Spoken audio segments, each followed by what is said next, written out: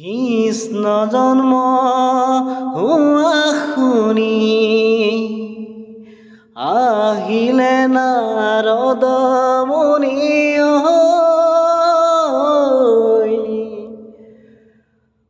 চাৰি মুখে বমাই বহে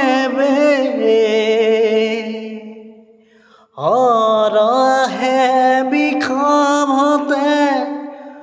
সতী আহে পুষ্পৰথে বসুমতী কৰে নাভিছে বসুমতী কৰে নাভিছে কৃষ্ণ জন্ম হোৱা শুনি আহিলে নাৰদ